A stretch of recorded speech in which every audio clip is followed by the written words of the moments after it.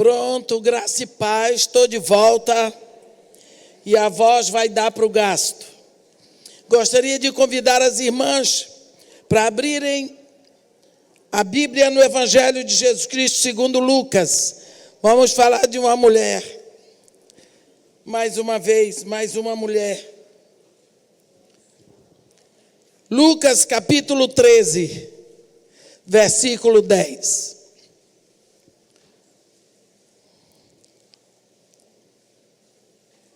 Lucas 13, versículo 10.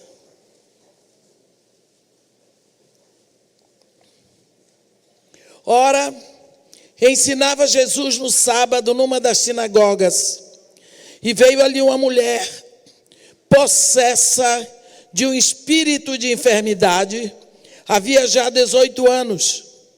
Andava ela encurvada, sem de modo algum poder endireitar-se. Vendo a Jesus, chamou-a e disse-lhe: mulher, estás livre da tua enfermidade. E impondo-lhe as mãos, ela imediatamente se endireitou e dava glória a Deus. O chefe da sinagoga, indignado de ver que Jesus curava no sábado, disse à multidão: 6 dias há em que se deve trabalhar. Vinde, pois, nesses dias para seres curados, e não no sábado. Disse-lhe, porém, o Senhor: hipócritas, cada um de vós não desprende da manjedoura no sábado o seu boi ou o seu jumento para levá-lo a beber? Por que motivo não se devia livrar deste cativeiro em dia de sábado esta filha de Abraão, a quem Satanás trazia presa há 18 anos?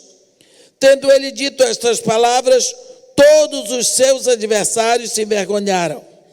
Entretanto, o povo se alegrava por todos os gloriosos feitos que Jesus realizava. Amém.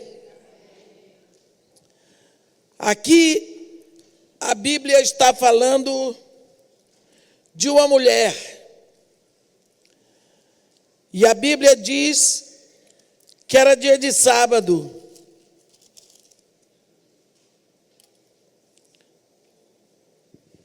Só um minutinho.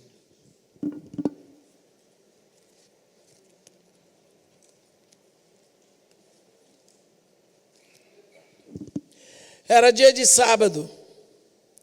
Jesus estava ensinando na sinagoga. Jesus era mestre.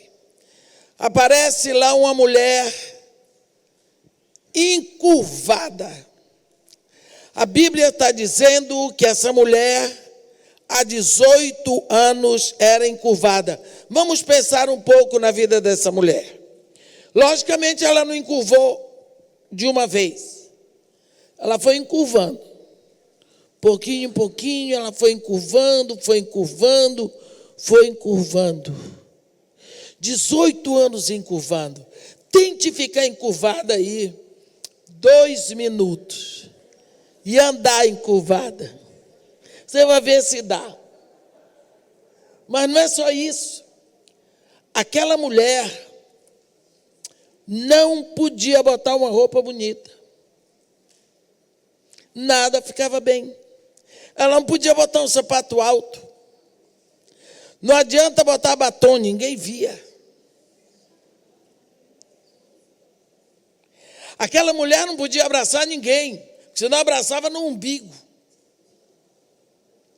Quem que abraçava aquela mulher? Que vida, né? Olha, nós reclamamos de tantas coisas, mas ninguém aqui é disforme.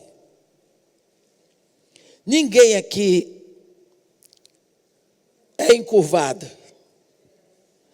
Pense nessa mulher. Ela era judia e ela ia à sinagoga. Ela era uma mulher piedosa. Sexta-feira, a mulher acabou os trabalhos da casa, dormir. Ela jogou aquele corpo cansado na cama, igual a minha noite. Pá! Sozinha. E pensou assim: amanhã é sábado.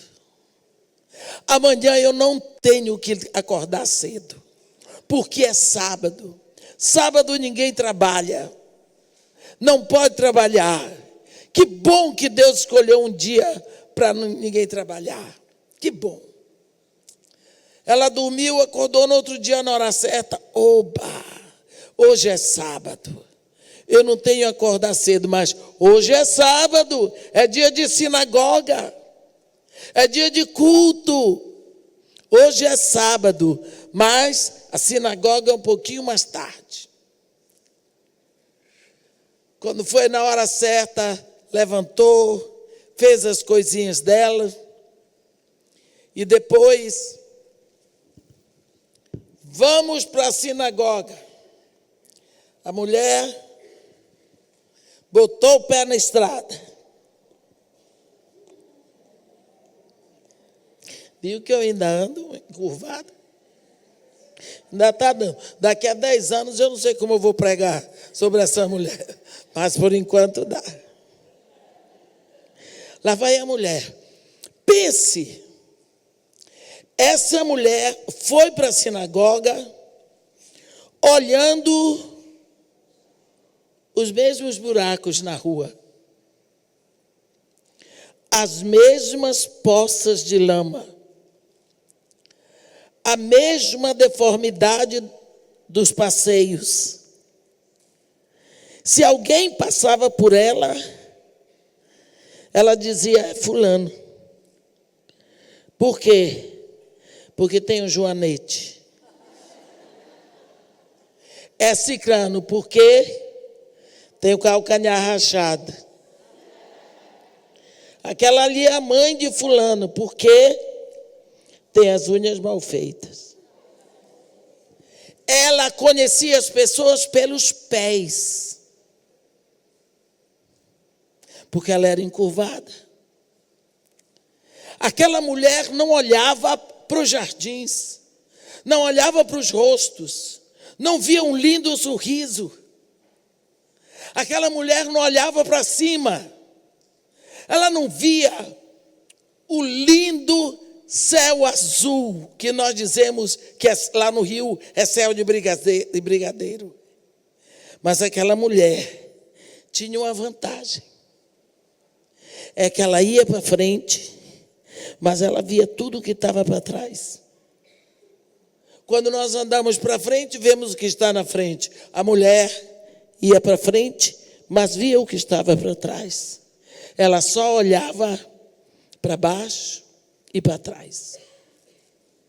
Que coisa!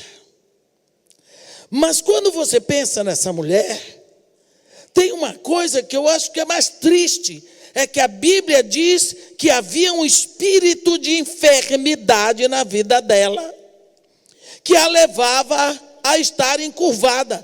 Pensa que Satanás tirou do arsenal dele um demônio e botou na vida daquela mulher, para aquele demônio fazer a mulher ficar encurvada. De uma hora para outra, a coluna dela foi entortando, ficou igual um anzol. Como é que Satanás emprega um demônio para fazer uma pessoa ficar olhando para baixo e para trás? Poxa, você pensa que é isso. Mas a mulher ia para a igreja. A mulher era piedosa. A mulher, mas irmã, a mulher entrava na igreja, o demônio entrava com ela. Por qual é o problema? Qual é o problema? Entrava. A mulher, a Bíblia diz, Edmé não está ensinando, não está inventando nada. A Bíblia está dizendo aqui, veio ali uma mulher possessa de um espírito de enfermidade, havia já 18 anos, andava ela encurvada, sem de modo algum poder endireitar-se. Então, a mulher era possessa de um espírito de enfermidade. Nem toda doença é produzida por demônios. Toda doença é oriunda do pecado original. Mas existem doenças propositadamente colocadas por demônios. Você vê na vida de Jó, a Bíblia diz que Satanás o cumulou de tumores malignos da planta dos pés à raiz do cabelo. Então, tem doenças que Satanás põe. Então, quando você tiver com algum problema de saúde, ore e vá ao médico. Porque a medicina é uma forma que Deus tem para lhe curar. O médico é um servo de Deus, às vezes ele nem sabe. Mas quando Deus quer curar, ele cura com remédio, sem remédio, com cirurgia, sem cirurgia, mas é sempre Deus que cura. Essa mulher, aquele dia, como toda a vida dela, há 18 anos, ela foi para a sinagoga. Chegou na sinagoga, havia primeiro a ala dos estrangeiros. Ela cruzou a ala dos estrangeiros, porque ela era judia, e foi para a ala das mulheres. Depois da ala das mulheres, ficava a ala dos homens e a ala das autoridades eclesiásticas. Ela passou pela ala dos estrangeiros, chegou na ala das mulheres, sentou, ficou ali, sentadinha. Começou o serviço, começou a liturgia. Daqui a pouco chegou a hora da pregação. Quando ela ouviu, imagina quem estava pregando aquela manhã, era um jovem rabi, chamado Yeshua, era Jesus. Quando Jesus abriu a boca, pá!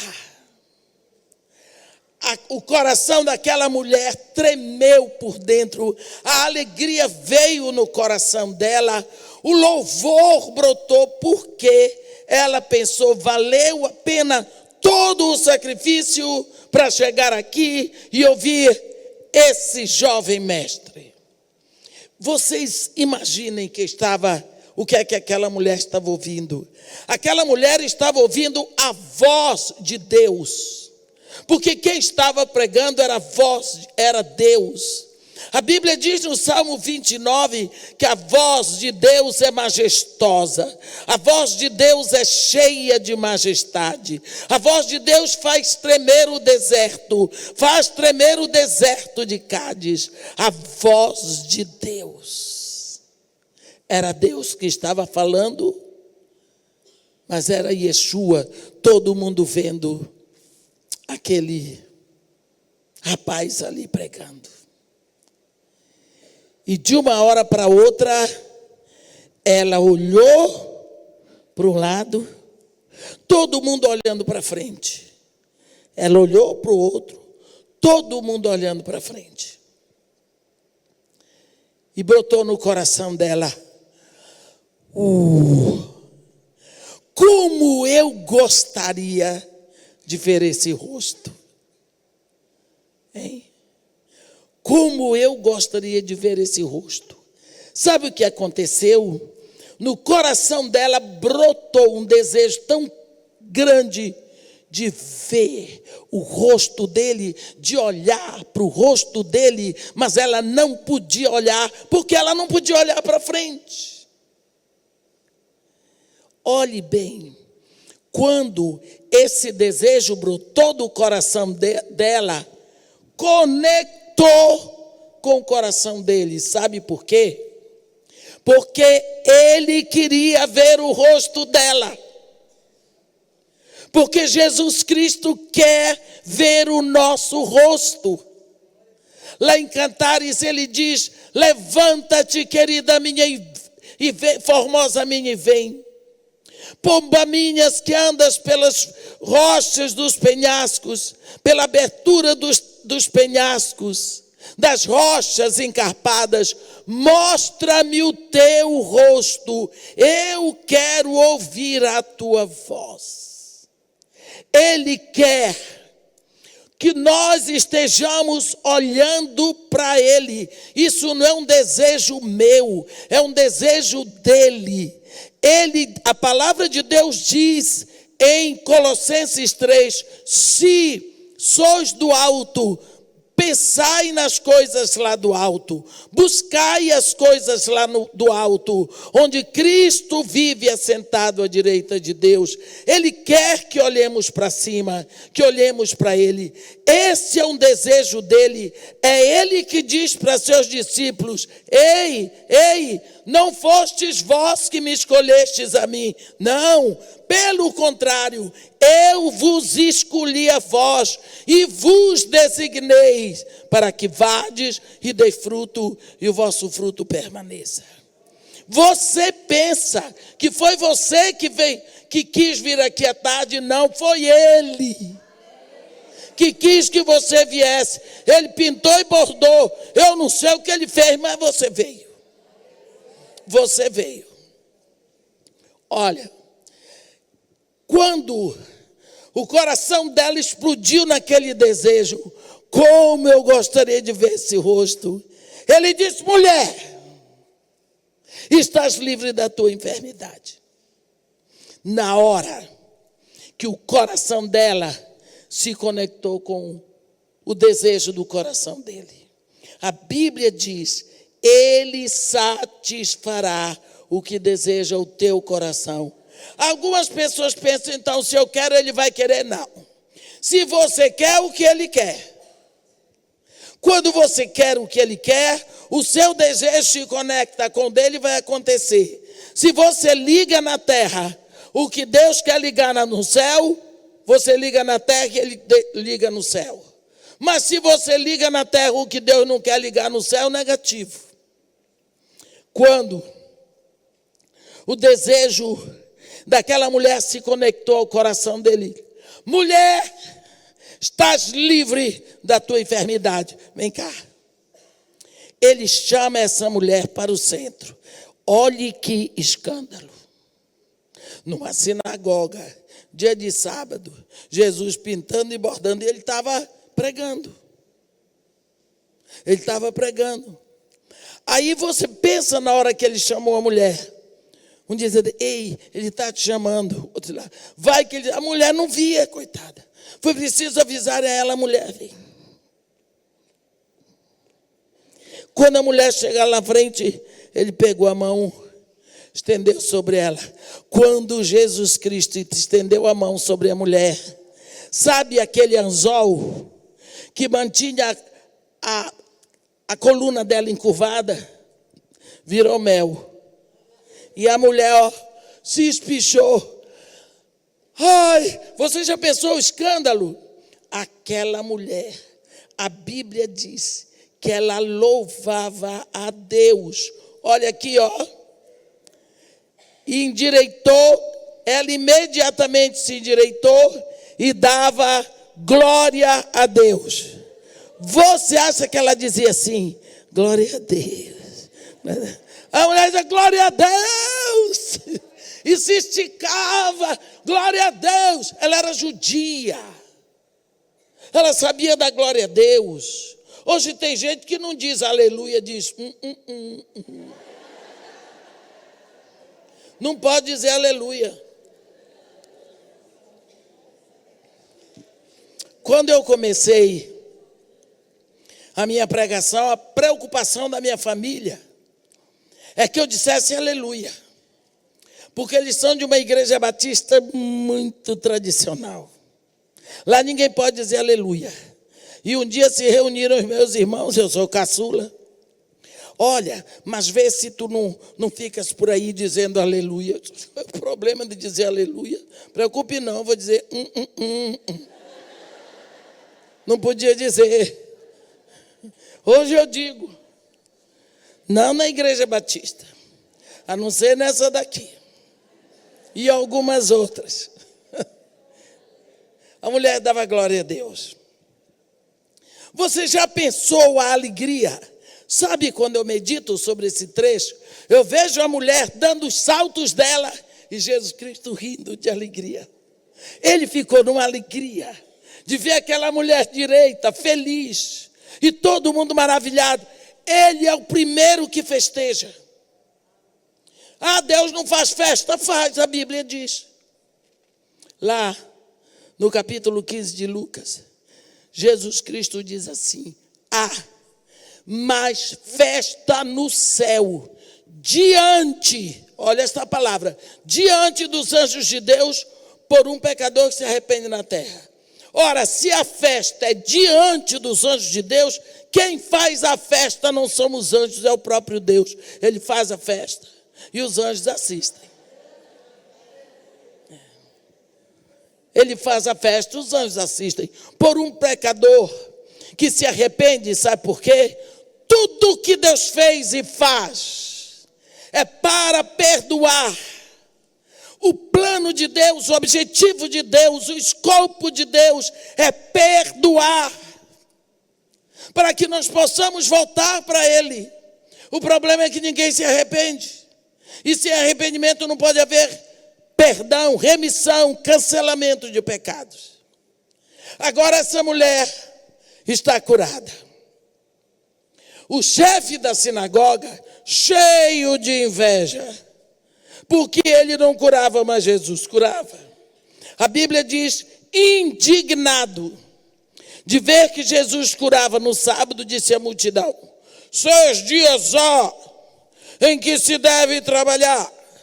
Vinde, pois, nesses dias para seres curados, e não no sábado. E Jesus Cristo: hipócritas, cada um de vós não desprende da manjedoura no sábado o seu boi e o seu jumento para levá-lo a beber? Por que motivo não se devia livrar deste cativeiro esta filha de Abraão, a quem Satanás trazia presa há 18 anos? Você vê que coisa linda. Jesus sabia quanto tempo aquela mulher estava cativa naquele espírito de enfermidade. Ele sabia o número de anos. Por que será que essa mulher, filha de Abraão, piedosa, todos os sábados estava na sinagoga?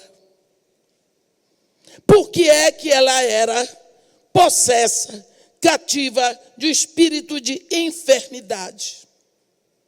Estava lá.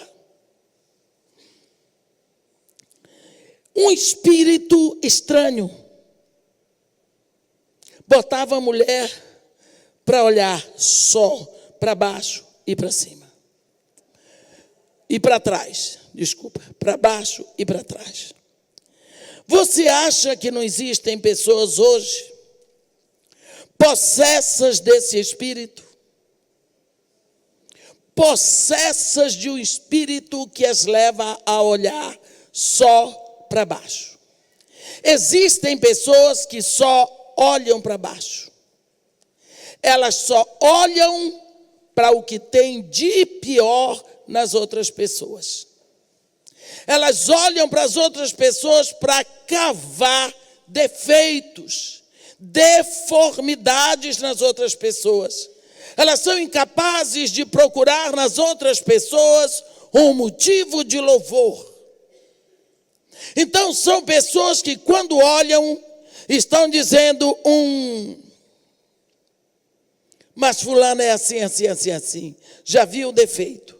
Sabe, quando Noé saiu da arca, antes de Noé sair da arca, quando acabou o dilúvio, a terra foi visitada por 2 aves. Uma era uma ave imunda, o corvo, e a outra era uma ave limpa, que era a pomba. Quando Noé soltou o corvo foi e não voltou, porque o corvo é sujo, mas não é burro. Havia um pasto maravilhoso para ele. A terra estava coberta de cadáveres apodrecidos, de homens e de animais. O corvo ia voltar? Se ele gosta de carne podre? Quando ele viu aquele banquete, ele disse: tchau, Noé, nunca mais. Nunca mais. Até hoje, quando uma pessoa vai fazer uma missão e não volta e te diz: fulano fez a viagem do corvo, que tinha um banquete para ele. A pomba, 8 dias depois, Noé soltou, e a Bíblia diz que ela retornou para ele porque não achou lugar para colocar o pé no lugar onde o corvo se refestelava. Tem pessoas que têm essa tendência de corvo. Eles vão procurando o que tem de melhor para se deliciar. E o melhor que eles se deliciam é o pior. Eles vão procurando defeitos. Eles vão procurando o que não glorifica a Deus. Tem pessoas que vivem de igreja em igreja assim. Eu digo que é espírito de corvo. Aí eu fui naquela igreja, conheço o pastor. O pastor estava flertando com a garota. E na outra eu não fiquei, porque a mulher do pastor não é de nada.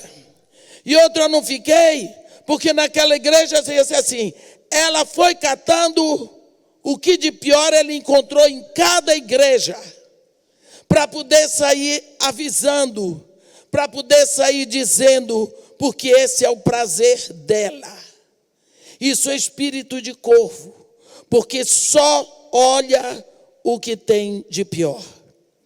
Tem pessoas que têm prazer de fazer uma lista de qualidades negativas dos outros. Não tem prazer nas virtudes. Não tem prazer naquilo que agrada a Deus na vida das pessoas. Só tem prazer no pecado das pessoas. Analisa tudo direitinho. Isso é uma enfermidade que leva a pessoa a viver encurvada, olhando para baixo. Quantas pessoas você conhece assim? Pessoas que têm prazer na dor do outro. Aquela mulher olhava para baixo. Ela tem prazer de dizer os defeitos da cidade dela, da rua que ela mora, do bairro que ela está, do lugar que ela trabalha. Só reclama. Só reclama. Eu estava, mês passado, eu estava na Itália, em Pistoia, conversando com uma senhora brasileira. E eu disse para ela, eu já li muito sobre Pistoia. E já vim até Florença, mas Pistoia eu não conhecia. Porque Pistoia faz parte da nossa história de brasileiros. Os nossos pracinhos foram para lá e morreram de tanto sofrimento. E não morreram todos porque os italianos e os americanos forneceram para eles o que eles precisavam. Eles não tinham roupa de frio. Eles foram com essa roupa do exército brasileiro para lá em pleno inverno. Então lá em Pistoia tem um cemitério dos pracinhas brasileiros, e aquilo dali me dói o coração. E eu queria conhecer. Um dia na minha vida eu fui parar lá. Só Deus podia me levar, porque pelas minhas próprias pernas não iria. Aquela mulher começou, brasileira, começou a falar mal do Brasil. Mas aquela mulher sabia tudo o que estava errado no Brasil. Eu disse para ela, minha filha, eu quero lhe dizer uma coisa, por favor. Eu sou brasileira. Você esqueceu que nasceu no Brasil, mas eu não. E eu sou filha de estrangeiros. Meu pai era imigrante no Brasil, me ensinou a amar aquela pátria. Eu amo o Brasil e eu vou lhe pedir, por favor, cale a boca.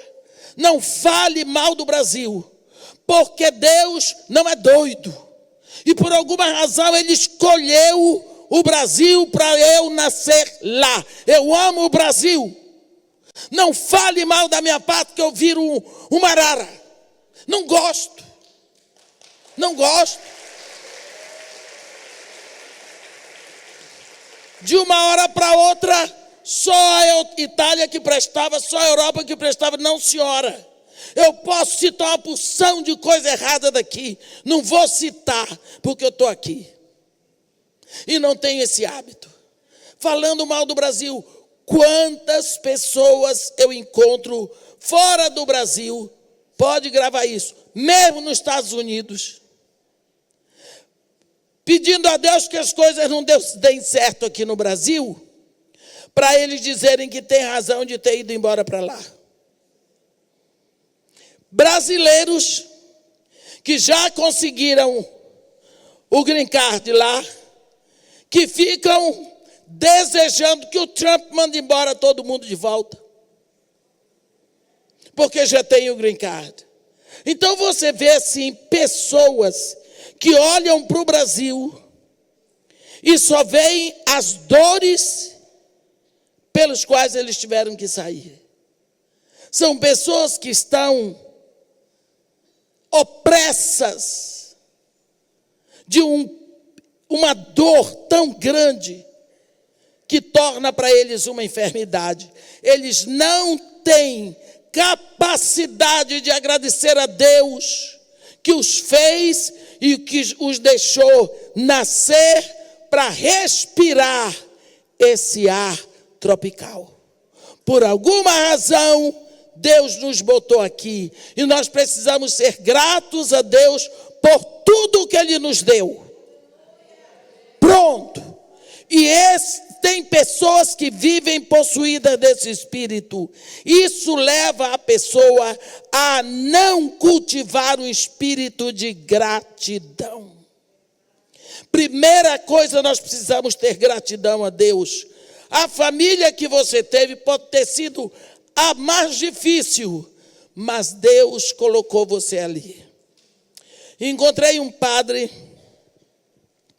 que me disse que gosta muito de mim e que ele me segue no YouTube e conhece meu trabalho. E disse para mim que eu disse uma frase que ele não esquece. Eu disse, segundo ele, e eu sei que disse, que quem quiser conhecer Maria tem que meditar no Cântico de Maria, que é o Magnificat, que está no capítulo 2 de Lucas. Mas se não quiser, pelo menos saiba de uma coisa: Deus não iria colocar seu filho no ventre de uma doida. Maria não era uma doida, uma mulher vulgar qualquer. Deus botou o filho dele no ventre de uma mulher especial. Então você acha por que Deus botou você para nascer no Brasil? Por quê? Porque Deus é poderoso. Se você pegar seu filho, mandar agora lá para a Rússia, meu filho, você vai para a Rússia, você vai para lá, você vai assistir o final da Copa do Mundo, lá, não sei onde é, mas digamos que seja em Moscou. Está aqui o cartão de crédito. Pague passagem, pague hospedagem, coma, use o que você precisar. Aí eu digo para você, você é louco. Você vai dar para seu filho um cartão, ele vai gastar horrores. Você tem que limitar, dizer para ele o que ele tem que gastar. E você diz assim, não, deixa o menino ir, porque eu sou poderoso, eu garanto. É isso que Deus faz. Quando Ele bota você para nascer numa nação assim, bem atrapalhada. Ele bota você para nascer assim de uma família bem atrapalhada. Num lugarzinho bem atrasado. Ele está dizendo, pode ir que eu garanto. Eu sou poderoso. Fui eu que fiz, eu garanto. Pronto. Deus garante. Ele é todo poderoso. E é melhor você dizer ao Senhor, meu Pai é todo poderoso. Não é? Então, quando você fica olhando só para os defeitos, abra o olho. Então é melhor você agora começar a desencurvar. Eu não quero espírito de abutre. Eu vou desencurvar. Como é que você desencurva? Começa a olhar qualidades positivas na vida dos outros. Começando pela sua sogra. Começa a ver. E não é E não é que ela deve ser sadia, que ela amamentou esse homem para mim. E o homem é sadio. E não é que ela deu educação para ele. E não é que ela fez uma comida gostosa para ele. Comece devagar. O que está acontecendo? Você está desencurvando. Você está começando. No meio do caminho você começa a dizer para ela: como eu admiro a senhora. A senhora criou bem o meu marido. A senhora ensina, começa a elogiar. A palavra de Deus nos ensina que pelas tuas palavras serás salvo, pelas tuas palavras serás condenado. A vida e a morte estão no poder da língua. Guarda a tua língua dentro da boca, evitarás dano para a tua alma. Isso é um versículo que todo mundo tinha que saber. Primeiro você começa a buscar motivos de elogio. Quando você encontrar uns 4, começa a dizer para a pessoa. E você vai ficando liberto. Observe, não é para a libertação da pessoa, é para a sua libertação. Mas não exagera para a pessoa não desconfiar. Significa que você, que só olhava para baixo, que só olhava para o que era pior, agora você está desencurvando. Você está ficando erecta. Você está virando gente. Mas tem pessoas que, além de andar encurvadas, que leva para olhar o que tem de pior, não é? A olhar o que tem de pior, elas só olham para trás. São pessoas totalmente escravizadas no passado. Escravizadas. Toda a vida delas depende de um passado. E elas estão presas e elas não podem olhar para frente por causa do passado delas. Como que eu vou para frente? Por causa da minha história. Que história? Ah, você não sabia? Não. Não. Minha mãe era prostituta, e daí? Era prostituta, e qual o problema? Olha que quando você olha para o passado, você começa a contar a sua história, note que todos os verbos estão no passado. Eu era, me fizeram, me tiraram, me roubaram, eu atropelei, eu matei, adulterei, tomei marido dos outros, tudo no passado. Tudo está no passado. Existem 2 dias na sua vida em que você não pode fazer nada. É o ontem e o amanhã. Ontem que já passou, amanhã porque ainda não chegou. Tem pessoas que vivem lá. Porque meu padrasto me batia muito. Foi? Bateu. Não bateu muito, não. Porque você está viva, você está inteira, você está em pé. Irmã, é que meu pai bebia muito. E quando ele chegava em casa, era sempre final de semana, ele batia muito na mamãe. Não dizia que ia tocar fogo na casa. Uma vez jogou álcool em tudo e pegou fósforo para tocar fogo. Era sempre assim. A gente não podia dormir, porque ele queria matar todo mundo. Era um horror dentro de casa. Chora, chora, e depois diz. Um dia ele fugiu. Ele foi embora com a maior amiga da minha mãe. Eu disse, glória a Deus. Minha amiga livrou sua mãe daquele traste. Isso que é uma amiga.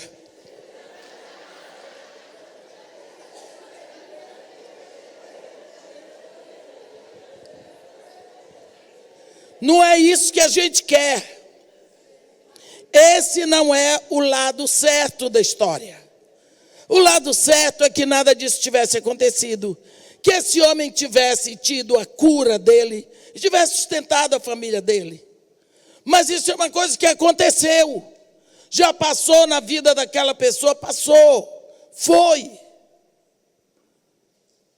Vem a outra que o pai fez e aconteceu tudo com ela, e desapareceu, e ela quer, porque quer encontrar esse pai.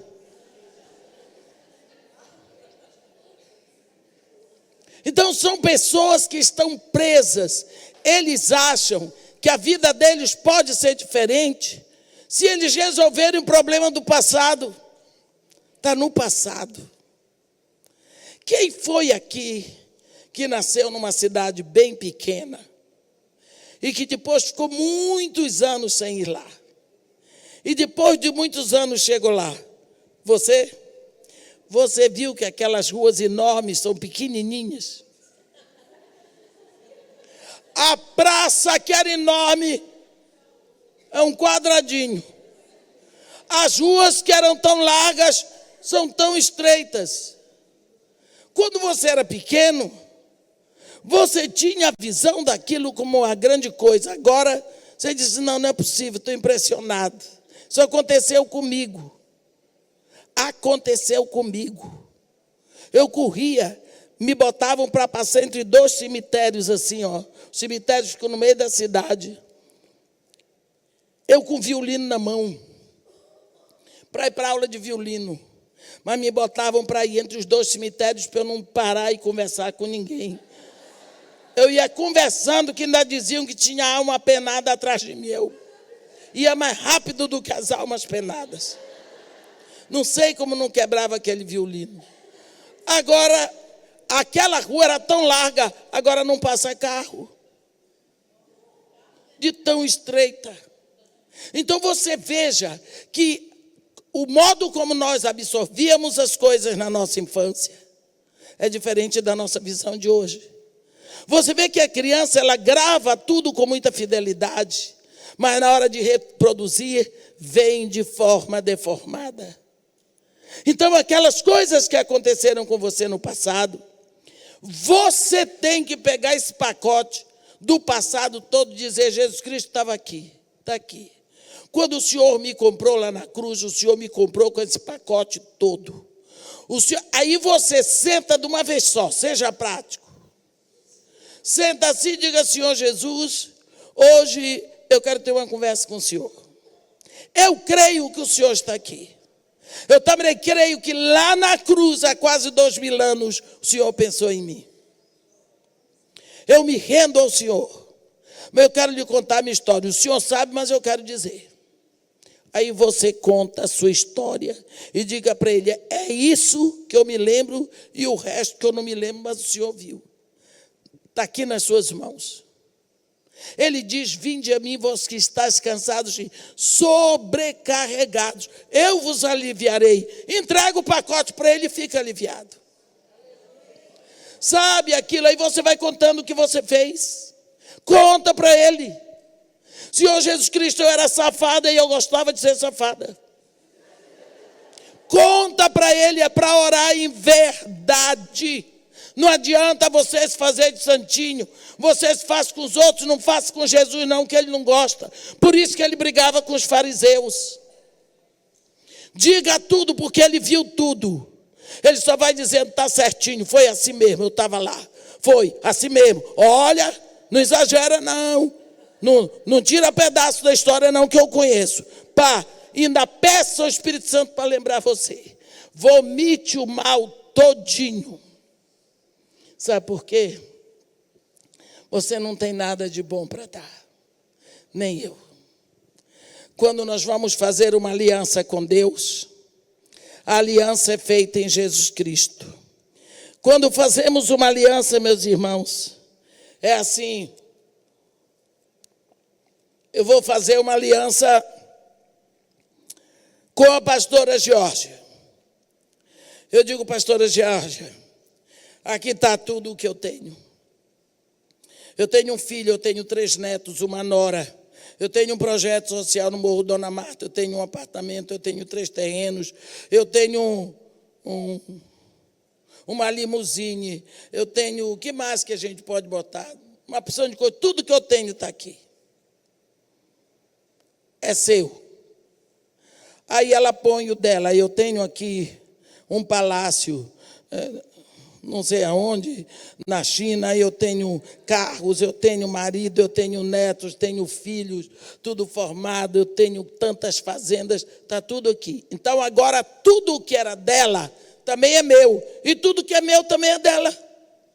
Ela pode simplesmente sair agora, tomar um avião, chegar lá no apartamento em Copacabana, entrar e tudo é meu.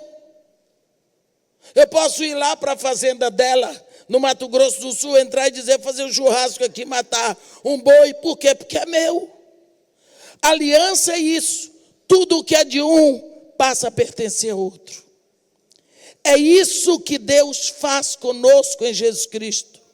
Ele senta com você em espírito e diz, eu ponho aqui todo o meu poder, todo o meu reino, toda a eternidade, tudo aqui é para você. E você diz, eu ponho aqui minha inteligência. Ele diz, não serve, fui eu que lhe dei. Você diz assim, eu ponho a minha vida. Ele diz, sou eu que lhe dei. Você diz assim, eu ponho os meus diplomas. Ele diz, fui eu que lhe dei. Aí você diz, mas tudo o que eu tenho foi o Senhor que me deu. Ele disse, não, senhora. Tem alguma coisa que você tem, não fui eu que lhe dei. Eu penso um pouco e diz, só se for pecado. Ele disse, é isso. O Senhor está me dando tudo, trocando pelo meu pecado. Ele disse, é. Aí você aproveita e tira uns pecados, bota e só nega os outros. Aqueles pecadinhos prediletos, aqueles que você não pode viver sem eles, que você diz, mas isso é pecadinho, pronto. Você fez aliança? Não. Você pensa que enganou a Deus? Que história é essa? Então, quando você vier, venha com tudo. Senhor, esses pecados eu entrego, porque esse daí eu deixo rápido. Agora, esse daqui tão difícil, é esse que você tem que entregar. É esse aí, que eles estão grudados em você, separando você de Deus. Você fica olhando para trás e você não perdoa os outros. Quantas vezes você não pode se livrar e se arrepender da sua imoralidade sexual da adolescência, porque alguém disse para você, mas você foi uma adolescente imoral, porque seu tio praticou imoralidade com você quando você era criança. Aí você ficou uma pessoa impura. Como é mãos impuras tocarem você? Aí a impureza grudou. Isso você ouve nas igrejas. E agora você é impura, porque alguém passou impureza para você. Aí você diz assim, a culpa é de fulano. Eu sou impura porque fizeram de mim impura. Então você vai para Deus, confessa o pecado do seu tio. Olha o que ele fez comigo. E agora o que é que eu faço? A culpa é dele, o pecado é dele. Você não se arrepende. Porque você não pode se arrepender do pecado do outro. Você tem que dizer para Deus, Senhor, quando eu era pequena, o meu tio se aproveitou de mim, ele praticou imoralidade sexual no meu corpo e eu gostei. Achei agradável, me deliciava com aquilo. Às vezes eu nem queria, mas ele vinha e eu deixava que tinha medo. Mas eu fiz, ele não me amarrou. Eu fiz, calei a boca, guardei segredo. Hoje eu estou trazendo esse pacote para o Senhor, lhe pedindo perdão. Que o Senhor me limpe, que o Senhor receba, me lave com o sangue de Jesus. Pronto. Mas você assume. Porque de uma hora para outra, as pessoas ficaram vítimas. E aí não tem arrependimento. Para você se arrepender, você tem que chegar para Deus e contar para Ele a história todinha. Isso se chama palavras de arrependimento. Quando Jesus Cristo conta a parábola do filho pródigo, ele diz que o menino pensou, analisou, viu o que tinha feito, veio para o pai e diz: pai, eu pequei contra os céus e contra ti, já não sou digno de ser chamado teu filho. Ele trouxe, ele falou, ele expôs. Hoje a pessoa peca contra o outro e diz: ei, fulano, valeu, viu? Tchau, tudo bem.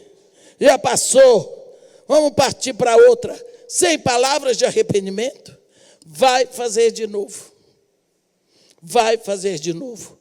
Quantas vezes nós estamos ligados, presos lá atrás, em situações que nos amarram e não nos deixam andar. Temos vontade e desejo de vingança. Quantas vezes nós nutrimos desejo de vingança pelo que nos aconteceu? É difícil, porque se você tem que perdoar, é porque alguém lhe fez mal. Irmã, eu não posso esquecer, mas perdoar é perdoar, esquecer é esquecer. Quando uma pessoa vem me pedir: irmã, queria que a senhora orasse comigo para Deus me fazer esquecer, eu não vou fazer essa oração. Eu digo que eu vou pedir para Deus lhe dar amnésia. Amnésia é doença.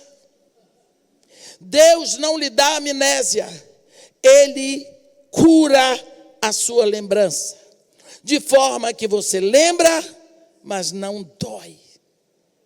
O grande problema da lembrança é quando ela dói.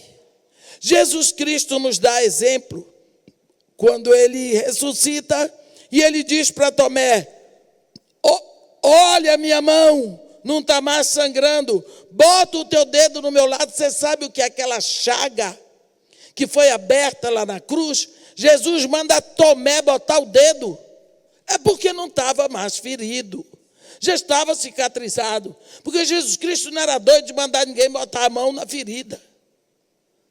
Enquanto tem eternidade, Jesus Cristo vai carregar as marcas nossas nele, nas mãos, nos pés, no lado, e os furos na cabeça. Por quê? Porque nós precisamos olhar para trás, onde tudo está resolvido.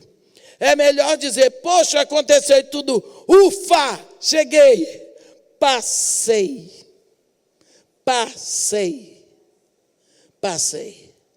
Anteontem, morreu um irmão meu, no Pará. Esse rapaz fez de mim gatos e sapatos quando eu era pequena, porque ele era o filho mais velho da mamãe, branco, e eu nasci lá no meio, preta. E de uma hora para outra parece que a culpa foi minha. A família da mamãe me odiou e até hoje não me aceita pelo fato de eu ser negra. E esse irmão meu, mas ele confrontava, ele puxava meu cabelo. Entende? Quando eu chegava, ele dizia: opa, sacudiram um pé de jamelão. Quer dizer, ficou tudo preto. Coisas assim.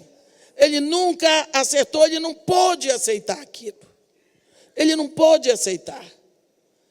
E aí, o nosso relacionamento ficou afastado. Eu nunca mais o procurei. Para ser sincera, ele nunca viu meu marido. Eu fiquei 24 anos casado e vai fazer 29 que eu estou viúva. Meus filhos, ele não quis ver.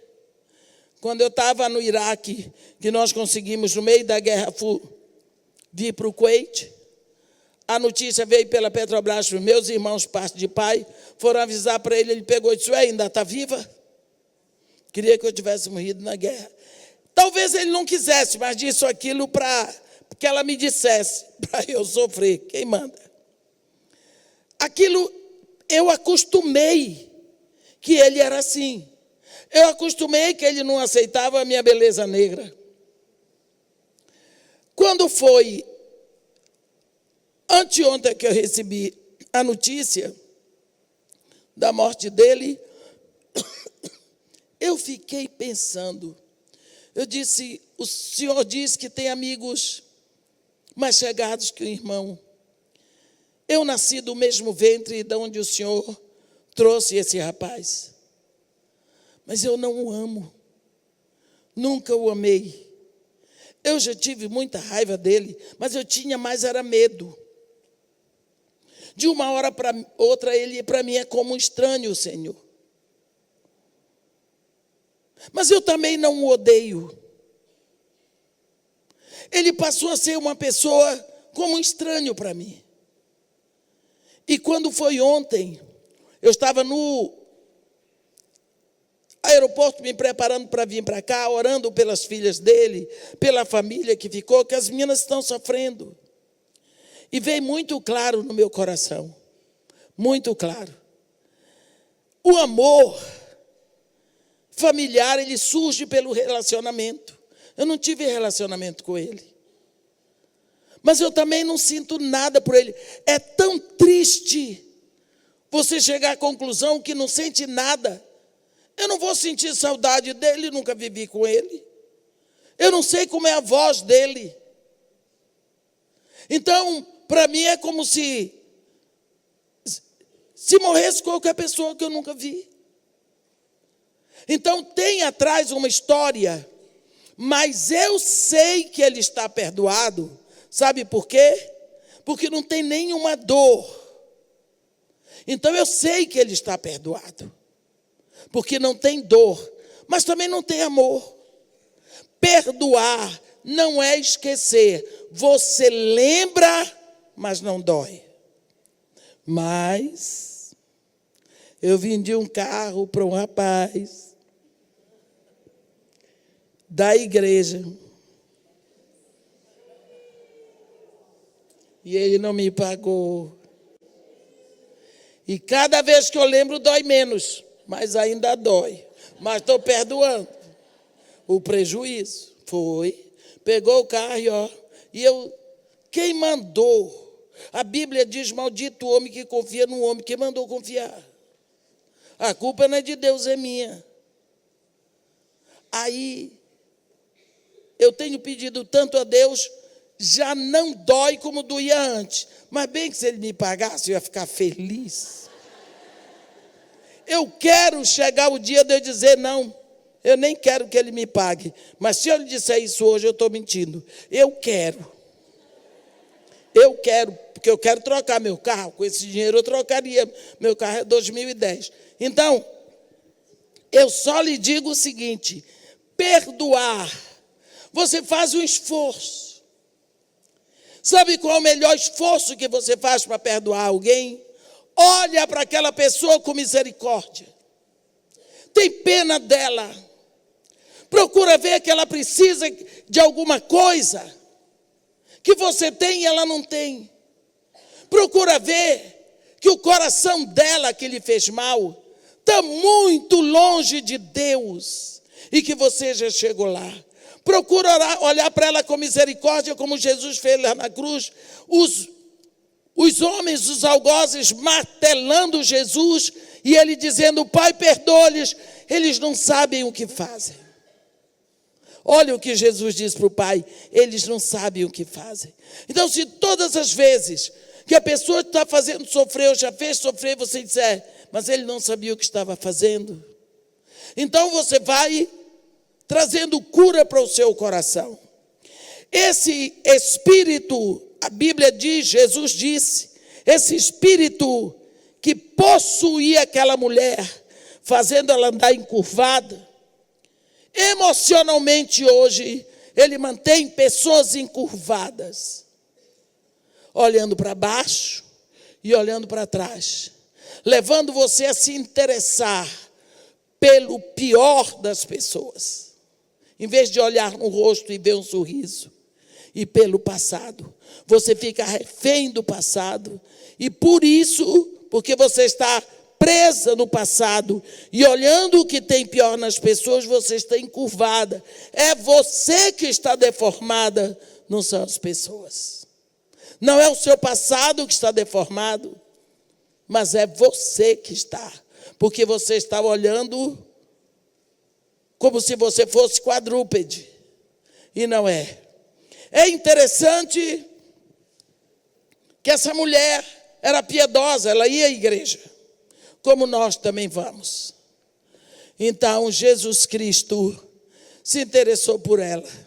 Na hora que o coração dela se abriu para Jesus, como eu gostaria de ver esse rosto. E ele tomou as dores dela e ele declarou abertamente: ela é filha de Abraão.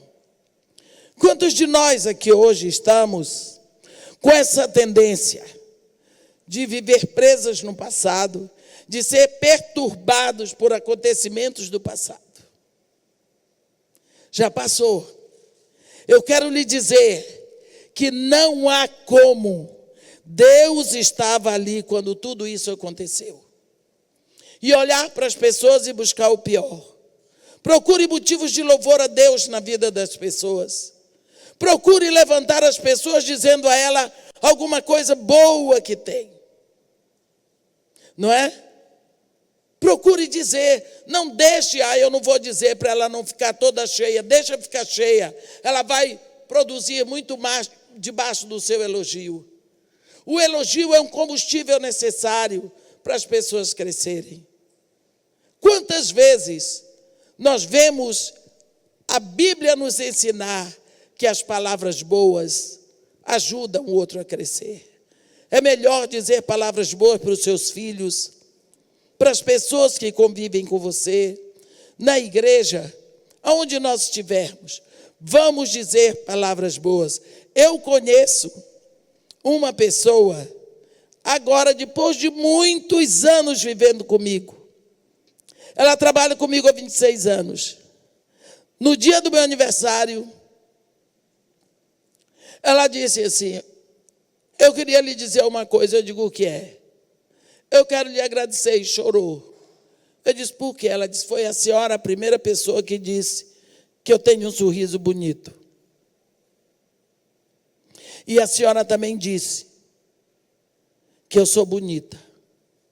A senhora foi a primeira pessoa que me deu um abraço.